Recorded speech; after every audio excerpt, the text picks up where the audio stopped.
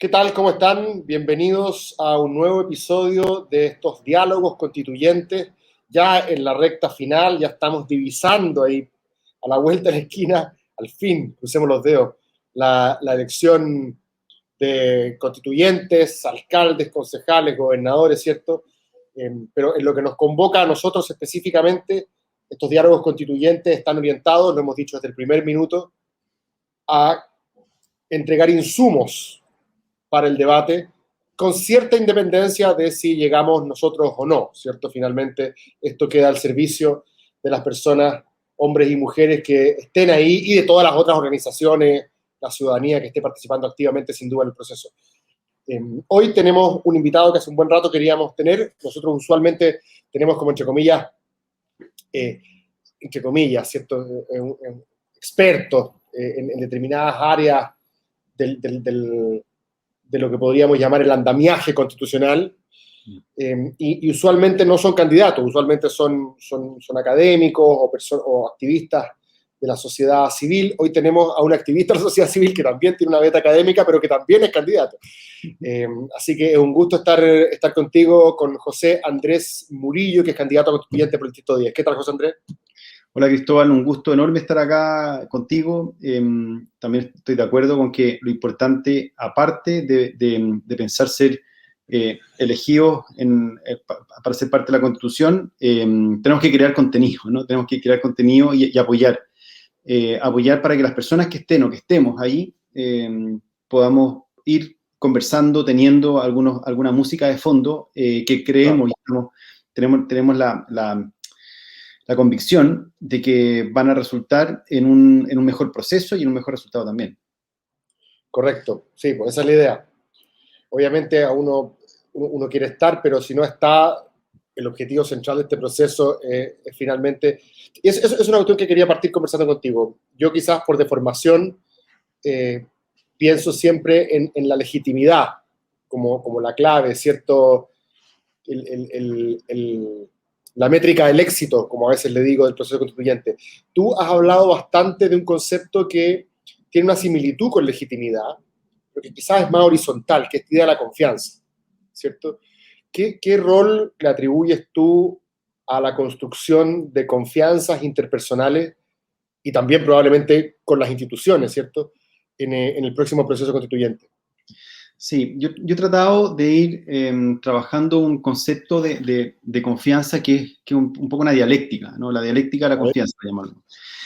Que surge y que tiene probablemente su correlato con el desarrollo vital de una persona, ¿no? Y también el desarrollo vital de muchas organizaciones, que parten con la confianza ciega, ¿no? Confiar ciegamente, que no solamente como, mira, yo confío ciegamente en ti, sino que es todo un clima, ¿no? La confianza ciega es todo un clima que tiene que ver probablemente, lo que he visto con la aceptación de sistemas políticos, relacionales, organizacionales, morales, que dan mayor seguridad al pertenecer a ellos, que si tú estás fuera, ¿no? Y que si tú lo cuestionas o no adscribes a ello, ¿no? Como un poco esta visión de aceptación como modelo casi como prehistórico o incluso como ¿no? medieval, o en el sentido de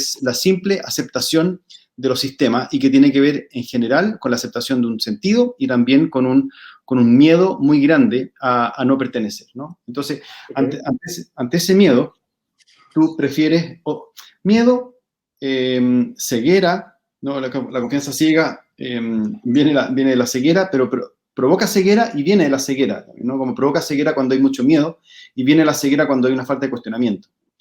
Eso sería también como una especie como de deferencia o temor reverencial a la autoridad. Sí, y como temor reverencial a la autoridad y sometimiento a esa autoridad por temor y por también conveniencia o por imposibilidad de cuestionar. Otra alternativa, ok. Como que en el fondo que uno lo puede ver en el surgimiento probablemente de las revoluciones, ¿no? del siglo 18, algunas también, ¿no? 19, 20 también, pero sobre todo uno de los modelos, evidentemente, es la Revolución Francesa, ¿no? Y que se cuestionan, ¿no? Y comienzan a cuestionar por todas las consecuencias. Se dieron cuenta que era mucho más caro en el sentido político, existencial, social, en todos los ámbitos, seguir en el modelo de sometimiento al rey que cuestionarlo, ¿no? Y para otros parecía más bien lo contrario, ¿no? Que era más complejo cuestionar y renunciar a la figura del rey, ¿no? Del monarca, como que un sistema alternativo, ¿no? Y ahí surge lo que es la derecha y la izquierda, ¿no? No hay que olvidar que ahí surge la derecha y la izquierda, ¿no? Los que apoyaban seguir con el rey se sentaban a la derecha y los que estaban en contra o sea, están a favor de un nuevo régimen, ¿no? De una nueva... O sea, la primera etapa de esta dialéctica sería entonces la confianza ciega. La confianza ciega. Y que se puede pensar, no sé, en una imposibilidad, en una falta de recursos o en mucho miedo, ¿no? Y probablemente o una acomodación, ¿no? Y eso lo veo, hay una acomodación porque no sabes lo distinto. Probablemente en nuestro país también se vivió un proceso de miedo y acomodación, ¿no? Miedo ante un poder no, totalitario, ¿no? O dictatorial, depende de cómo quiera verlo. Al mismo tiempo, como que fue durante la dictadura y luego una acomodación durante la concertación, hasta que de pronto sucede, ¿no? el resquebrajamiento, ¿no? de la situación de acomodación, que un poco es también lo que se fue viviendo en la Revolución Francesa también, ¿no? Como que ya se cae y las cosas se salen de su orden, de su ordenamiento, pero ahí nos pasamos, si nos vamos de nuevo a la dialéctica, al otro extremo de la desconfianza generalizada, ¿no? Una confianza paranoide, como la verdad es que aquí es imposible, cualquier estructura, la estructura son nuestras enemigas, una cultura de la sospecha extendida. Tal cual, la cultura de la sospecha, de la persecución, de la ruptura, ¿no? Y hay una persecución sin fin, ¿no? Como una especie de Robespierre, como obsesionado con la honestidad, con que todo tiene que ser realmente lo que... Y la política tiene mucho de apariencia, la política tiene mucho de juego también, la política tiene mucho de cuestionamiento, de pensamiento crítico, y evidentemente creo yo que la Revolución Francesa fracasa por lo mismo, ¿no? Porque no fueron capaces de generar después un gobierno constitucional que diera estabilidad a una democracia constitucional que diera estabilidad al país, al contrario, se fueron al otro extremo. Y lo que yo he pensado aquí porque tampoco se dio una legitimación, ¿no? Sino una persecución, ¿no? Correcto.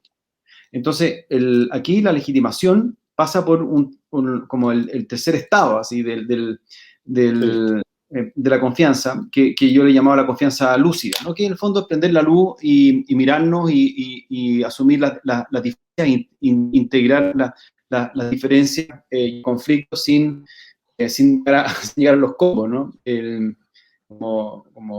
Porque una manera de eliminar el conflicto ha sido siempre la violencia, ¿no? Como el llegar a los combos sin... Entonces yo creo que hoy día hemos pasado por las dos etapas, ¿no? Una, la confianza ciega durante mucho tiempo, ¿no? En nuestro país, en la que la cohesión está dada por el miedo o la imposibilidad de cuestionar, el miedo tanto a cambiar de régimen como a cuestionar, como a ser excluido, ¿no? O a ser expulsado, eliminado, torturado, qué sé yo, ¿no? Pero y luego también a una acomodación y lo que fue pasando probablemente a partir fue un proceso, ¿no? Lo del 18 de octubre fue un proceso, ¿no? Que parte con los estudiantes, con un poco dándonos cuenta de que había un sistema en el cual estábamos acomodados, pero que hacía agua. Claro, y el miedo ahí pasamos también a un estado emocional bastante más iracundo. Estamos enrabiados. Enrabiados. ¿Cierto? la ira, ¿no? La ira. Y mi propuesta ha sido cómo pasamos de la ira a la indignación, ¿no? Porque la ira enceguece, la indignación orienta desde la dignidad, ¿no? Como en el fondo este discurso que pasó desde, bueno, destruyámoslo todo, aún reconstruyamos desde una Claro, legitimación de la dignidad, claro, hasta que claro. la dignidad se acostumbre, ¿no? Y eso para mí, perdona que me ha ido tan largo, ¿eh? No, me parece muy interesante. Sí, Y porque pareciera que el conflicto no lo digo en el sentido peyorativo, el conflicto es político. inescapable, ¿cierto? Claro. El conflicto del 18 de octubre y los meses posteriores tuvieron una dimensión destructiva bastante evidente, ¿cierto? Uno la podía ver. La pregunta que siempre quedó rondando es que si íbamos a ser capaces de pasar a la dimensión constructiva, ¿cierto? Y de alguna manera el proceso constituyente, lo que yo he hablado con mucha gente en el último tiempo, tanto gente que estaba en el miedo como la gente que estaba en la rabia, gente que está, todos de alguna manera le están poniendo ficha en un ambiente político bastante enrarecido al proceso constituyente como una posible avenida, que no va a ser la panacea, evidentemente, pero una posible avenida para reconstruir esas confianzas y esa convivencia civilizada, ¿cierto? Sin que necesariamente nos pasemos tres pueblos y pensemos que vamos a ser todos amigos, ¿cierto? Quizás hay que bajarle un par de expectativas a esa. Yo siempre de repente digo que no vamos a cantar Kumbaya todos de la mano en la convención en la mañana, ¿cierto? Es obvio que tiene que haber también un nivel de transparencia en el antagonismo de las posiciones, pero siempre pensando en que de esto tenemos que salir juntos o no salimos. claro, hay que transparentar y como yo creo que sincerar el conflicto, ¿no? ¿Cuáles son los conflictos reales que hay detrás? Porque evidentemente hay conflictos aparentes, o como diría, yo no te voy a decir ciertas, Rancière, ¿no? Como Sí, hay desacuerdos, ya hay malos entendidos, ¿no? Como hay, claro. hay, hay desacuerdos reales, pero ¿cuáles son esos desacuerdos? Yo creo que tenemos mucho menos conciencia de cuáles son esos desacuerdos. Y me pasa mucho que converso con gente más de izquierda o más de derecha, y no solo en cuanto a partidos políticos, sino que con visiones más bien que están desde algunos extremos, ¿no? Y cuando uno va a hacer un par de clics, uno llega a algunos puntos que son malos entendidos, y hay algunos que son desacuerdos reales, ¿no? Entonces yo creo que tenemos que ir escarbando, a ver cuáles son esos verdaderos desacuerdos. Yo estoy seguro que en muchas cosas estamos mucho más de acuerdo que en desacuerdo, ¿no? Y que los malos entendidos hay también tenemos que limpiarlos también, o sea, cuáles son como cosas que nosotros pensamos que creíamos lo mismo, pero no pensamos lo mismo, y cosas que yo pensaba que tú pensabas y esto, y tú tienes que pensar esto porque yo estoy en este lugar, ¿no? Claro. Y cosas que se da mucho en esta. Yo creo que en esta eliminación de la vida política que han sido los partidos políticos. Los partidos políticos a nosotros nos han hecho mucho daño en la vida política del país, porque nos han hecho pensar que en los partidos políticos se reduce o se vive la vida política de un país, cuando en realidad son gestores de intereses que han estado ahí luchando por poseer por tomar el poder y distribuir cargos, ¿no? Cosa que es legítimo, pero ojo, eso no es la vida política. La vida política es lo que estamos viendo probablemente ahora, mucho más que en otros lugares, ¿no? Donde estos extremos se caracterizan mejor y hoy día estamos en un clima, creo yo, tremendamente político y sano, ¿no? en el país. Sí, estaba pensando respecto también de las confianzas que se requieren. Aquí ya estoy pensando quizás a un nivel más interpersonal. Eh, Cuando yo me siento a conversar con una persona con la cual creo no tener ninguna coincidencia ideológica y sobre la cual también tengo cierta sospecha de que él, bueno, la versión más cruda, más burda de esto, es que pienso que es tonto o es malo. ¿Cierto? Es una primera posibilidad. Este tipo es un idiota o este tipo es perverso, ¿cierto? Tiene intereses no transparentados que lo hacen sencillamente aferrarse a un cierto privilegio y por lo tanto, o a una cierta agenda. De lo contrario, no me calza que no vea lo mismo que veo yo, ¿cierto? Si este tipo es inteligente, entonces es malo. y la otra posibilidad es que sea tonto y no lo vea. Entonces, y por otro lado, también existe muchas veces, creo yo, hoy día, más que antes, no sé cómo lo veis tú, la percepción de que porque mi trayectoria vital es muy distinta a la tuya, ¿cierto? No sé, yo soy una mujer lesbiana, mapuche, entre regiones, y tú eres un hombre blanco, capitalino, heterosexual, de clase alta, ¿cierto? Me parece que hoy día esa divergencia de experiencias de vida, esa ausencia de experiencias compartidas, por decirlo de alguna manera, también genera sospecha, también alimenta la desconfianza. Es como casi sospechoso que nosotros tengamos algo en común. Me acuerdo el otro día, pasaba por otro día, antes de que suspendiera la campaña, por Peñalolén, y estaba en una botillería, abarrotes, como tiendas multiuso, y un tipo me decía que, me preguntaba si yo era político, no, porque él, desde la vez que había visto a Longueira almorzando con la Gladys Marín, le había dejado creer a los políticos, porque no podía ser que ellos tuvieran algún grado de convivencia, por así decirlo, porque supuestamente sus respectivas tribus consideraban que eso era una tradición.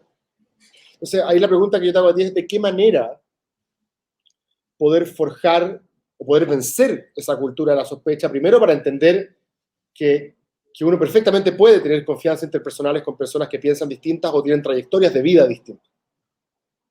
Yo creo, mira, no sé si tú has tenido alguna vez la posibilidad de participar en juntas de vecinos o Sí. juntarte, reunirte con juntas de vecinos.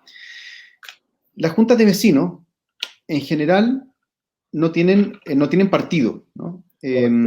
Tienen y tampoco están dando tanto por ser uno o ser el otro, sino que están de acuerdo en buscar como las mejores condiciones para la comunidad, ¿no? Y ahí da un poco lo mismo si tú eres de un partido político o no eres de partido político. De hecho, y me pasa mucho con las juntas de vecinos, sobre todo en sectores rurales, que dicen, no, si a nosotros no nos gusta la política, pero sin embargo están haciendo política en un sentido mucho más original, ¿no? Probablemente, ¿no? Porque están ellos viendo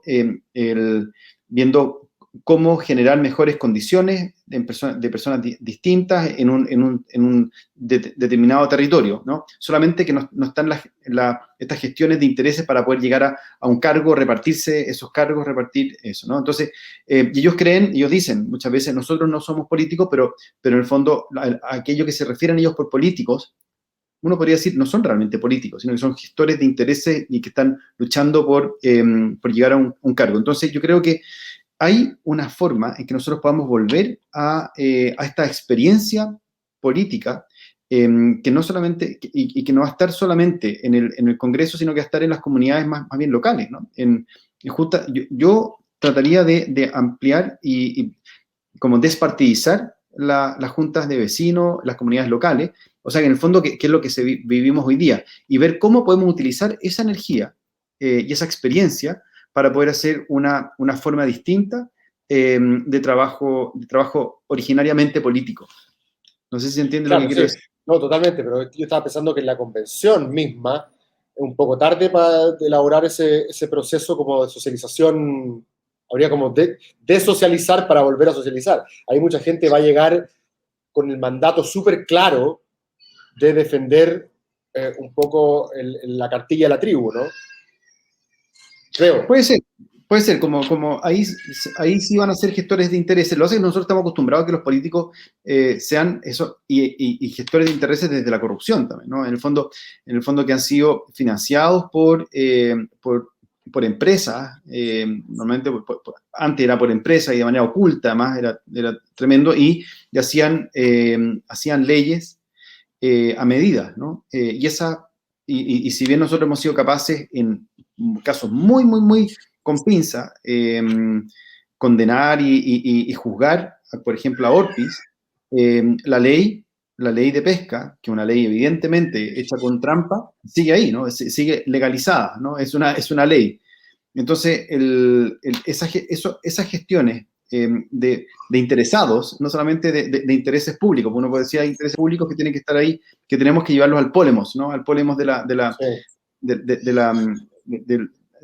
del área política, ¿no? Pero aquí hay intereses ocultos, ¿no? El interés oculto, y probablemente es lo que también mucha gente hoy día está, yo no sé si, o sea, estamos cansados, ¿no? Estamos evidentemente cansados de esas personas que llevan un sobrecito debajo del brazo y nunca lo abren hasta llegar al último momento y decirme la verdad es que esto es lo que a nosotros me interesa y ese sobrecito no lo escribió él, sino que lo escribió y lo financió otra persona, sea interés económico, interés ideológico, interés religioso, ¿no? Que tenemos que ir limpiando hasta llegar. Y yo sí creo que vamos a llegar a momentos de debate político bien auténtico, ¿no? Yo ahí soy optimista el único gran riesgo que veo es que hayan algunos sectores que por lo general han sido portadores de estos intereses y financiados por estos intereses que estén sobre representados, ¿no? Y aquí evidentemente hablo más de la derecha Sí. más, ¿no? Sí, no, yo estaba pensando, y esto quizás es un temor infundado mío, ¿ah? Y no es que yo no sea optimista, yo comparto tu optimismo, pero no sé si esto es un temor infundado o quizás yo advierto una tensión, que es que por un lado, esta convención se espera que sea muy transparente, ¿cierto? Por un lado, se espera básicamente que tenga paredes de vidrio, por decirlo de alguna manera. Que todas las comisiones, la sala, todo esté muy transparentado, ¿cierto? Hay gente que quiere poner hasta cámaras en el baño, un poco para que no haya, porque está como el miedo a la transaca, ¿cierto? A la reglín, a la negociá, a la pásame esto, te pasó, y lo entiendo, ¿cierto? Y por otro lado, una alta expectativa de participación ciudadana, ¿cierto? No participación por la buena onda, sino que institucionalizada, con ciertos mecanismos sistemáticos, ¿cierto?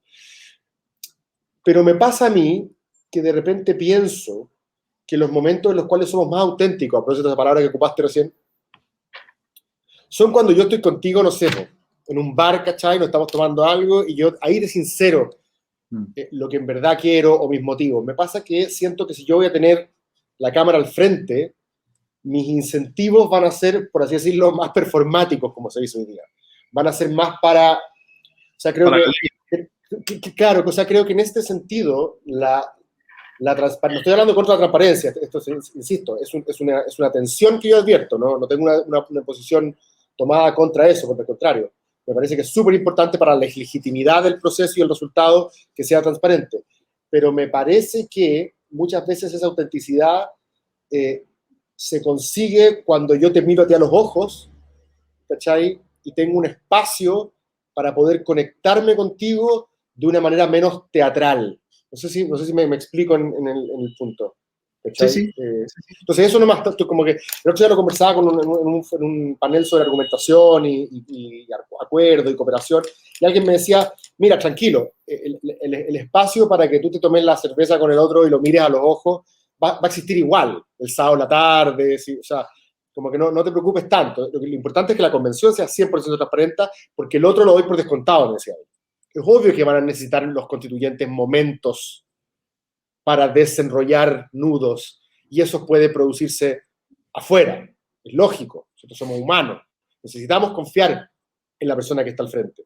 Entonces, no sé, he pensado últimamente harto en eso, como Sí. los incentivos que uno tenga como para hablarle a la propia tribu y que no te vayan a considerar traidor, ¿cierto? Entonces tenés que ser más duro de lo que tú en verdad puedes ser, o de lo que tú en verdad eres, justamente para que te vean. Claro, claro. Pero es que una cosa, creo yo, es el mundo de las apariencias, como diría Hannah Arendt, ¿no? Sí, claro, a eso me refiero. Pero que ese mundo de la apariencia es muy necesario en el mundo político, ¿no? Sí, claro. Qué distinto que sea la hipocresía. Yo creo que como este mundo de la polémica, la polémica en el sentido original, así como echar a andar o echar a pelear ideas políticas en la Convención Constitucional, obviamente que tiene algo de teatral, ¿no? Sí, Ahí uno lleva ideas, por lo menos me pasa, yo llevo ideas y convicciones que puedo defender tomándome una cerveza o frente al plenario, ¿no? claro, Evidentemente hay cosas que sí, claro, voy a ir poniéndote, mira, la verdad es que me parece más algo, pero la verdad es que cuando hay, yo creo que convicciones importantes, a pesar de que hay una performancia de la manera que tú lo expresas, sí, y que evidentemente tiene algo de teatral, ¿no? Y apariencia, y son en la forma para poder llegar y para construir para construir al final también un contexto, un mundo donde donde quepamos eh, los otros también. Porque si no, si es pura autenticidad, nadie cabe en mi propia autenticidad. Y además que es infinita la autenticidad. Y es un camino al final tremendamente, a mí me parece súper angustiosa esa sí, autenticidad última, ¿no? Hasta dónde esta persona es tremendamente cuando me está diciendo, tenemos que probablemente asumir que hay esa sana no transparencia, ¿no? sí, Pero y ojo que no es una sana apariencia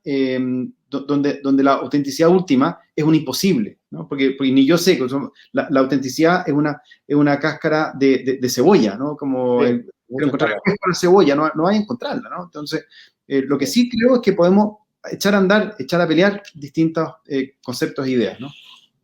Sí, es interesante ahí que como que hay una dimensión de agonismo, como se dice a veces, que, que pareciera hoy día ser consustancial a la percepción pública de que lo que pasó en la convención como, es real, es the real thing, ¿cachai? No fue no un arreglín. Interesante eso porque también hay modos de argumentación que a veces están en tensión, ¿cierto? Los modos como más deliberativos, ¿cierto? Liberales, como pensar en individuos abstractos y universales y en un modo de racionalidad, y los modos más agonistas, ¿cierto? Que destacan muchas veces la tensión entre ciertas miradas, y sospechan a veces de los consensos cuando sienten que te pasan gato por liebre, que en verdad esos consensos no eran realmente acuerdos que los incluían a todos, sino que más bien te pasaron de contrabando la visión hegemónica de un solo grupo.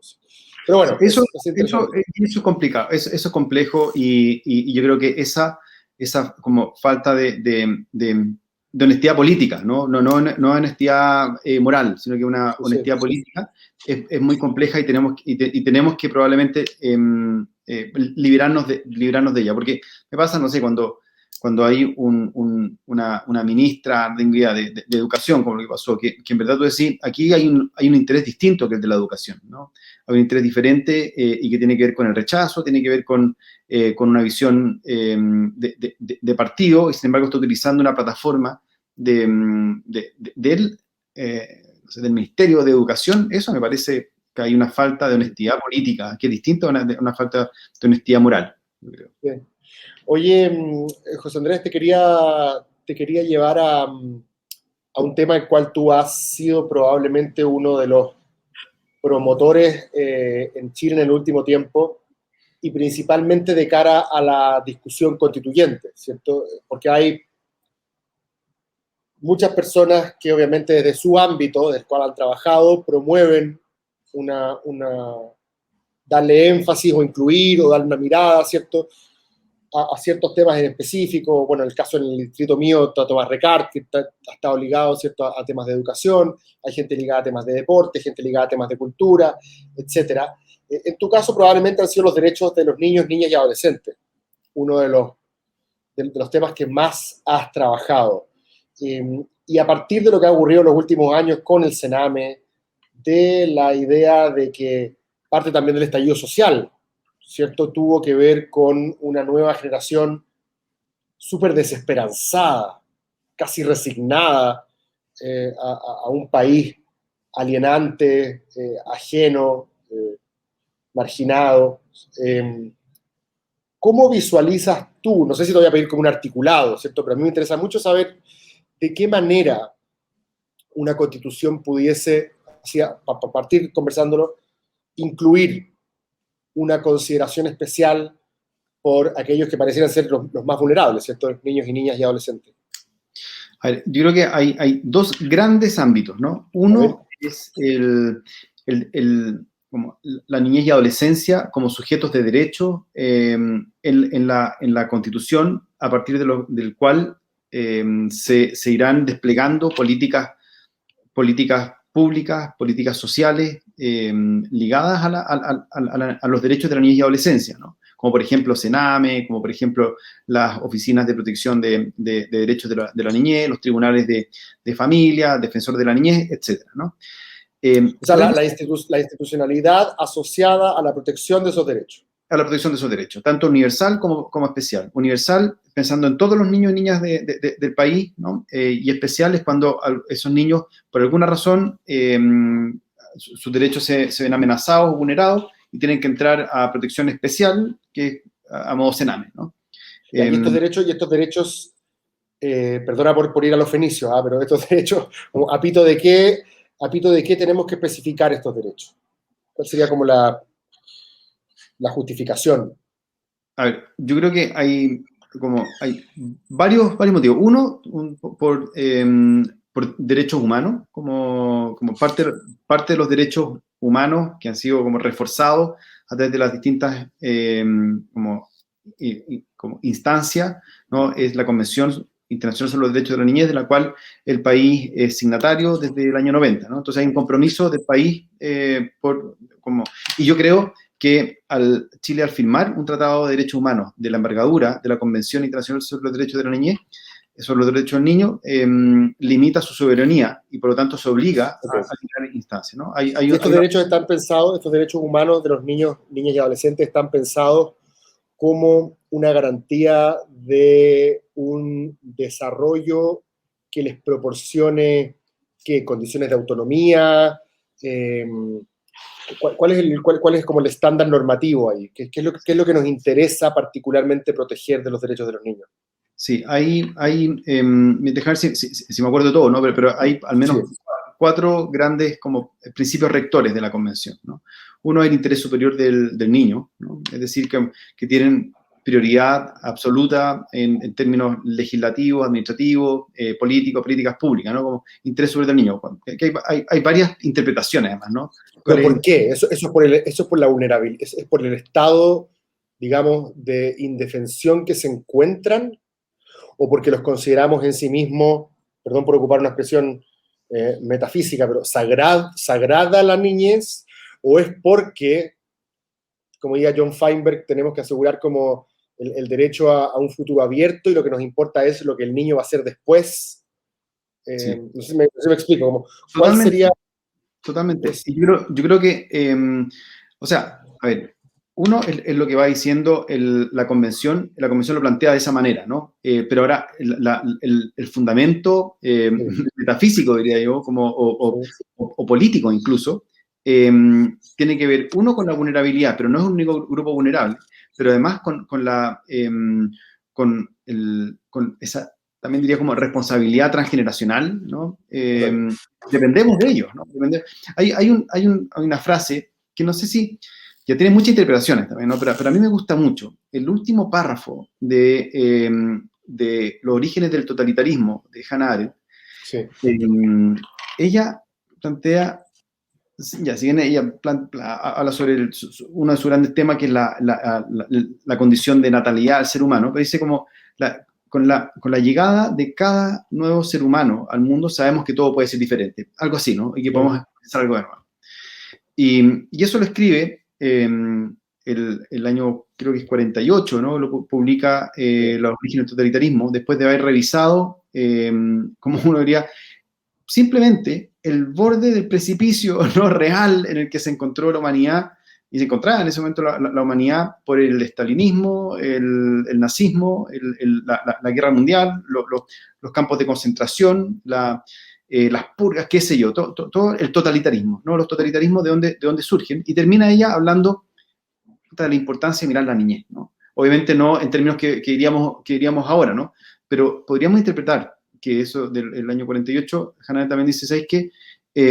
Tenemos que pensar el horizonte porque ahí viene una nueva mirada, ¿no? Una nueva mirada. Y ahí yo pienso que hay, obviamente quizás estirando un poco la interpretación, yo tiendo a decir aquí hay un principio intergeneracional que además se da, que está presente prácticamente en todas las familias, barrios, comunidades, que la niñez que son los niños, ¿no? Y en los niños hay un texto también del año 27 de la Gabriela Mistral, que es muy bonito, que está en Magisterio y Niño, que probablemente es precursor de los derechos de la niñez, donde dice, es que en ese momento había también un conflicto social importante, volvamos a la niñez, dice, como si nosotros volvemos a la niñez, vamos a darnos cuenta de que estamos mucho más de acuerdo, porque, y finalmente lo que uno sabe, en la niñez hay una vulnerabilidad de toda la condición humana, que nosotros como volvemos quizás a la condición de ternura incluso, ¿no? Una especie de política de la ternura, que nos hace encontrarnos también, ¿no? Donde las posiciones más encontradas, más terribles, tienen que bajar un poco la guardia, ¿no? Entonces, cuando uno piensa, ok, hay un tema de ontología política, ¿no? Pero también hay un tema de protección de derechos sociales. Cuando uno piensa, ¿sabes qué? Ya, ok, volvamos a la niñez y volvamos a proteger a la niñez, así como casi con esta visión como de barcos, hay que salvemos a los niños y las mujeres primero. Entonces, nos damos cuenta que las diferencias que tenemos no es que se eliminen, sino que se ordenan, ¿no? Se ordenan si hablamos de los niños y niñas, tenemos que hablar de vivienda, de educación, porque creemos que ya vamos a hablar de los niños, entonces hablamos de Sename y de educación. Pero la verdad es que estamos hablando de salud mental, de primera infancia, de cuidado, de medio ambiente, de trabajo, ¿no? O sea, un niño tiene derecho, ¿no? Un niño tiene derecho a que sus cuidadores principales tengan algún tiempo de calidad, además, con ellos. Por lo tanto, tenéis que cuestionar las políticas de trabajo, tenéis que cuestionar las políticas de vivienda, de espacios públicos, de medio ambiente, también de manera transgeneracional, ¿no? Si nosotros nos dedicamos a pensar el planeta solamente como una estación de servicio, ¿no? Al cual tenemos que sacarle todo y explotarla hasta el final. No, hagamos los que vienen. Sí, nosotros hemos insistido harto en el programa nuestro, hay mucha gente que le ha costado, no le ha costado, no es así, pero que me pregunta como, ya, ¿y cuáles son tus compromisos medioambientales? Y yo caigo en la tentación filosófica de decir, aquí lo importante es la justicia intergeneracional y medio ambiente, de alguna manera, nuestros compromisos medioambientales se desprenden de una idea general de justicia intergeneracional, salvo que tú tomes una visión metafísica completamente biocéntrica, que está bien, es legítima también, ¿cierto? Pero si no todos somos biocéntricos, si es que coexistimos biocéntricos y antropocéntricos en una sociedad pluralista, hay que buscar, por así decirlo, un mínimo común denominador, y me parece que la idea de justicia intergeneracional lo logra. Y ahí tú podrías establecer... ¿Ah? Tan simple como ese, o sea, en la niñez hay una convergencia entre el pasado, el presente y el futuro, ¿no? Claro. Es tremendamente presente, es tremendamente pasado, ¿no? Es fruto de lo que nosotros hemos ido construyendo, y también es futuro, ¿no? Sin dejar... Respecto a lo que me pasa a mí, José Andrés, es que por el sesgo presentista del Homo sapiens, muchas veces no tomamos en cuenta la variable futuro en las decisiones que tomamos hoy, ¿cierto? Es cierto, no me acuerdo quién era que cuando Hayek decía que había que pensar en la economía a largo plazo y Keynes le respondía, in the long run we are all dead, en largo plazo estamos todos muertos. Y es cierto que hay ciertas crisis que muchas veces exigen a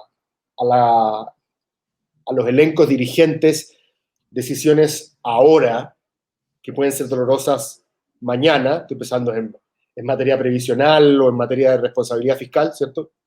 Efectivamente esto le va a pegar en todas partes del mundo lo que está pasando hoy día, y los desembolsos y los esfuerzos que estamos haciendo hoy día le va a pegar a las generaciones próximas. Eso ya más o menos lo sabemos, salvo que encontremos maneras particularmente novedosas de encarar los problemas que vienen, pero me parece que nos cuesta mucho José Andrés, incorporar la variable futuro en la toma de decisiones presentes?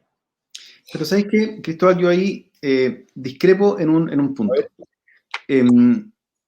Eso pasa en políticas públicas, porque parece que sí, los políticos se sacaran su chaqueta de papás, weón, sí, de hermanos, de tíos, y como que hablan, no, de manera muy seria, y luego llegan a la casa, se ponen el polerón, hacen una asado, invitan a los niños, y están pensando en el futuro de sus hijos, ¿sabes? sí, sí, Y el sí, futuro de sus hijos. Entonces, si nosotros logramos difuminar un poco esa disociación ok, e integrar también, ¿sabes? Que tú estás, yo cuando estoy tomando una decisión, no sé, las decisiones más importantes en mi vida, desde que tengo hijos, es sobre mis hijos, ¿no? correcto. Sobre cómo voy a, y cuando nació mi primera sobrina, me acuerdo que fue muy importante y cambió un poco, fue cambiando mi centro La gravitacional. gravedad, sí. Entonces, Qué interesante, sí. tenemos que volver a eso. Yo creo que para mí la niñez y adolescencia, por eso yo insisto tanto, ¿no? Y no es un problema de políticas sociales solamente, es un tema de centro de gravedad, porque eso te Sí, sí. ordena. Por eso yo me refería a justicia internacional como una manera de incorporar la variable futuro sistemáticamente Tal cual. a la toma de decisiones. No, me quedé pegado en una cuestión que dijiste sobre la Ana Arendt, ¿ah? Que ella tenía, ¿cierto?, esta fijación. Qué interesante, porque en el caso de ella nosotros la asociamos a la tradición republicana, no necesariamente a lo revolucionario, que es esta idea de empezar de nuevo, ¿cierto? Eh, no hay nada más simple y radical que comenzar algo nuevo, Algo ¿cierto? nuevo, no de nuevo, sino que algo nuevo. Algo nuevo, Claro. exacto. Y el algo nuevo, ella lo identifica desde la mecánica de fundación de ciudades de los romanos hasta la experiencia cristiana del perdón, que te permite decir, ok, borrón, por así decirlo, y mirémonos la cara como si esto, solamente el perdón te permite empezar. Pero bueno, estaba pensando que de alguna manera la analogía entre el nacimiento y la refundación de un orden político, por ejemplo, parir una nueva constitución, y voy a ocupar la palabra parir expresamente, obviamente, y es normal, ¿cierto?, que las sensibilidades más conservadoras, y aquí lo digo filosóficamente, no peyorativamente, ¿cierto?, que las sensibilidades más conservadoras, más burkeanas, como diríamos, dicen, pero oye, ¿para qué vamos a hacer de tabula rasa, ¿cierto? ¿Para qué vamos a refundar? Y es muy entendible ese temor a partir de la experiencia histórica, de la importancia de incorporar el acervo cultural, la sabiduría de los tiempos, etcétera, ¿cierto? Y eso me parece que es importante mirarlo. Pero también hay algo que no es solamente revolucionario, sino que republicano, que es esta mirada arendtiana en decir, ok, ¿sabes qué? Construyamos algo nuevo que esta vez sí pueda representarnos a todos. Y probablemente en un tiempo ese pegamento también se va a vencer. Probablemente la vida estamos un poco condenados a eso, ¿no? Totalmente. Yo creo que por eso cuando hay gente que dice, no, hagamos una constitución que dure 100 años, olvídate. Aquí, Sí, en 40 años o 30, no tengo que vamos a estar pensando de nuevo este sistema, ¿no? Porque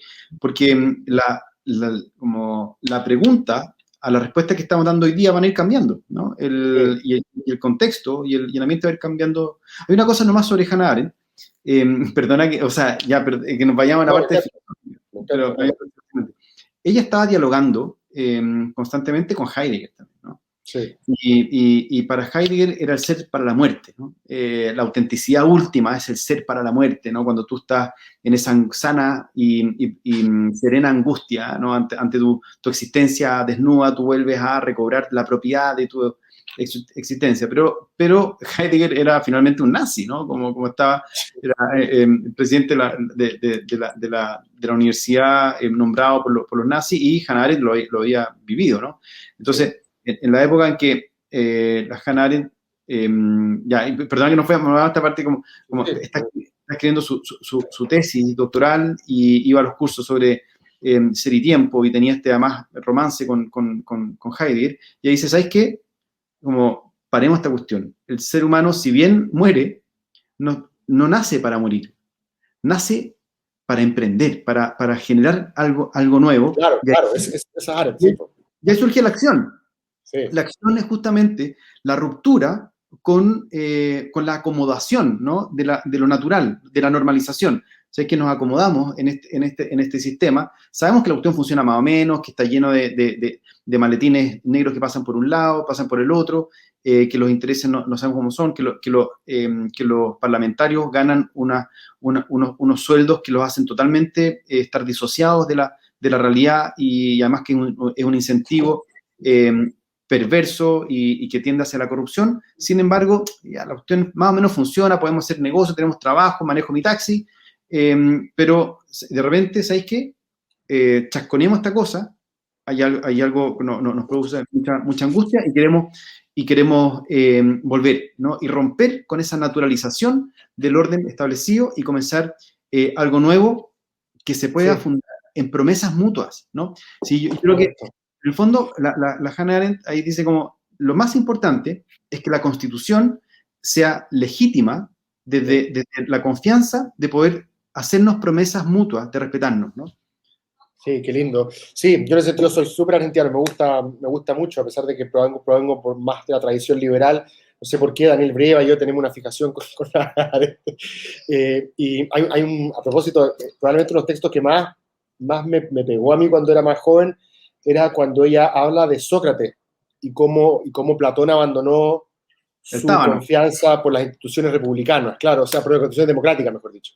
O sea, Platón, siendo un joven impresionable, yendo con su maestro Sócrates a ser juzgado por atenienses comunes y corrientes, por el panadero, el herrero, el carnicero, ¿cierto? En esta fantasía de Pericles de que todos podían deliberar sobre los asuntos públicos, ¿cierto? Esta visión, más que fantasía, esta visión democrática de Pericles. Y Platón no podía entender cómo, siendo el argumento de Sócrates impecable, siendo con distancia el tipo más inteligente de la polis, estos ignorantes lo estaban condenando a muerte. Y según Arendt, que es en ese momento clave de la historia de la política en el cual Platón y parte importante de los filósofos como que le tiran la cadena a la democracia. Dicen, ¿sabes qué? Pensemos en órdenes políticos donde no sea la gente común y corriente la que decida, porque decide mal, ¿cierto? Es interesante esa evaluación de ese momento histórico. Pero bueno, me estoy yendo en bola. No, te quería ahora para volver. Había entonces dos dimensiones en las cuales tú decías que los derechos de los niños, niñas y adolescentes podían tener consagración constitucional. Una, me dijiste, niñez y adolescencia como sujetos, o sea, niños y adolescentes como sujetos de derecho y la institucionalidad correspondiente, ¿cierto? Y había un segundo punto. Que la segunda es justamente esta responsabilidad transgeneracional. Sí, perfecto, ya. Sí, en el fondo, pensar el mundo desde aquellos que hoy día como estamos cuidando, ¿no? Y que además, ojo, si cuando yo voy a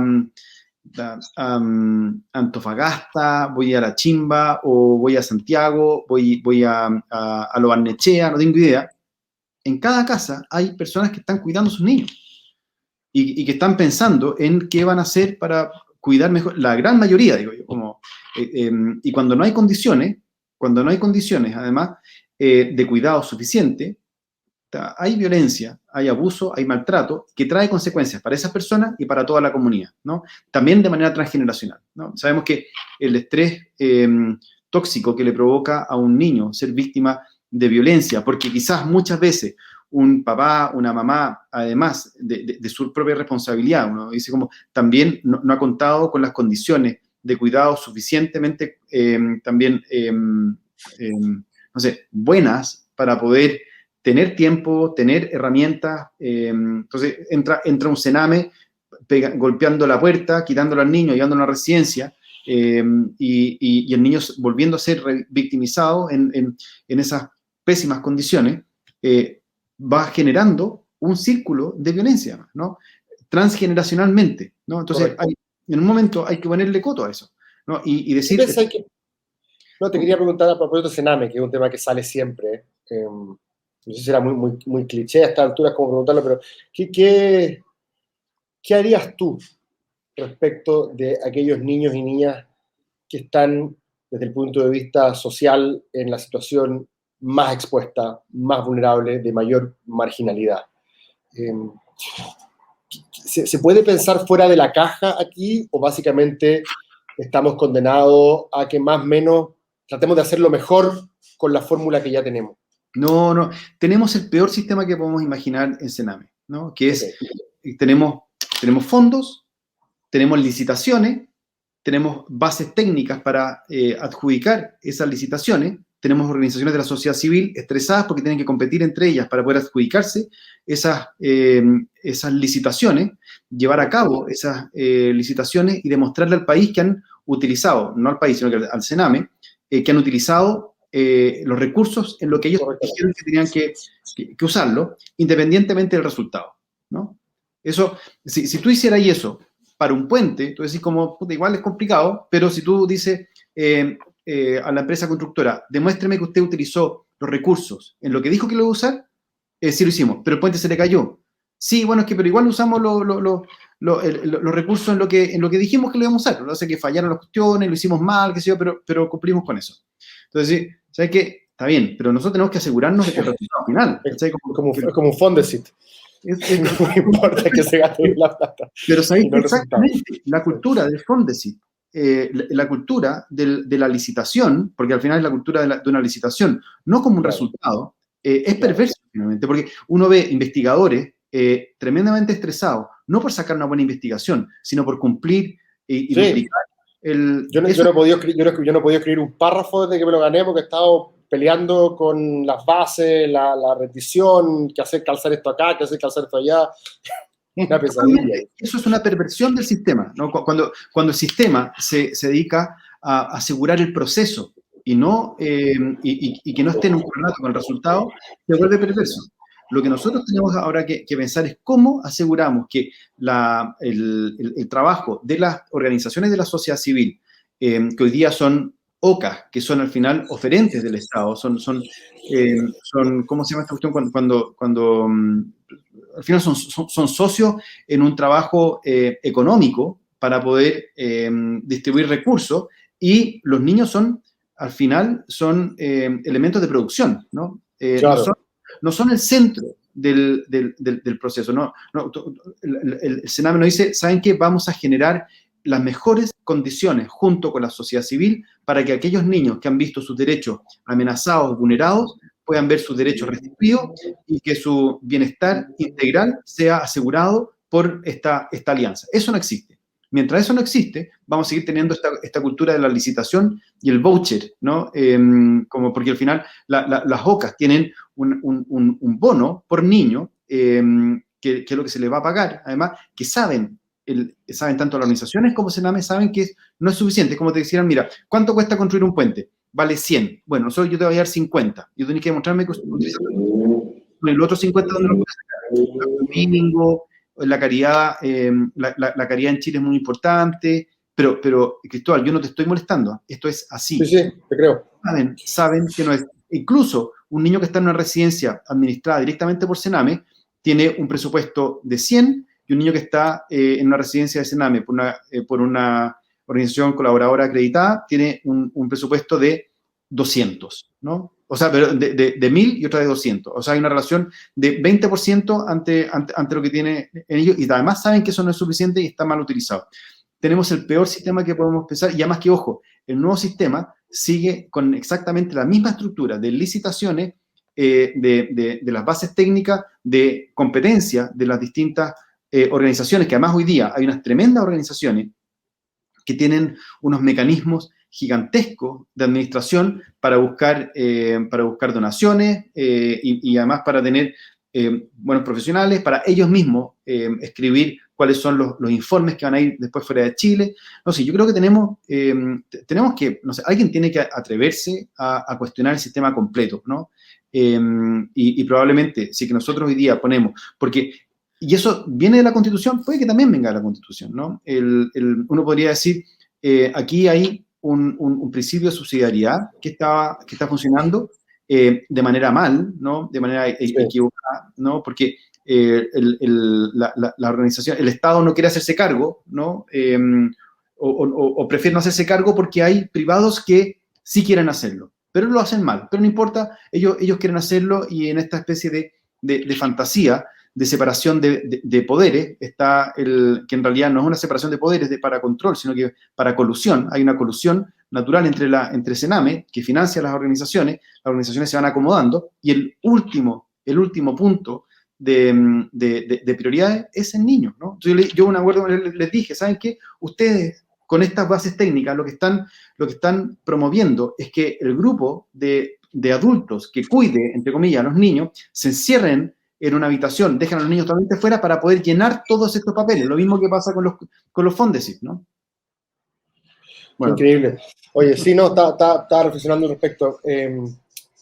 Pareciera que, más allá de que estas obviamente son materias de ley, ¿cierto? Establecer bien cómo va a funcionar el sistema, pareciera de alguna manera como que nos está faltando que nuestro texto fundamental de alguna manera entregue una voluntad, oriente una voluntad clara, ¿cierto?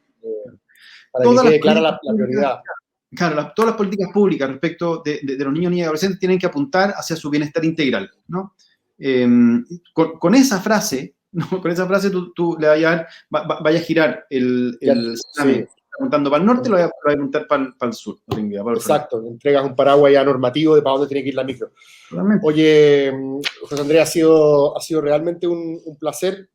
No habíamos tenido la oportunidad de conversar en profundidad, habíamos estado en algunos foros juntos, pero realmente valoro y aprecio mucho esta conversación. Me gustaría que estuviera ahí en la convención, te lo dije la otra vez, me parece que sería muy bueno para Chile. Está en un distrito peludo, yo también estoy en un distrito peludo, sí. Así que la cuestión está jodida, pero ojalá que sea así, porque si no, seguiremos hinchando, ¿eh? Si no, seguiremos hinchando. Oye, te mando un abrazo grande y ánimo en estos últimos días de campaña, esta recta final. ¿Cuándo termina esto? El próximo miércoles. Sí, el próximo miércoles, el próximo jueves. Sí. Y bueno, ya a esta altura hay que empezar a decir a la gente, acuérdense, 15, 16, hay que ir a votar. José Andrés va de candidato... 15 o 16. 15 o 16, claro. José Andrés va de candidato en la lista independiente no neutrales, ¿cierto? Tú vas de compañero con la Patti Politzer. Sí. Les va a ir bien. Así es que un placer y muchas gracias a todos y a todas por acompañarnos. Cristóbal, chao. También a ti un abrazo grande, muchas gracias por la invitación. Saludo a tu familia que escucho por ahí que están exigiendo, ¿no? Algo de atención. Así que excelente.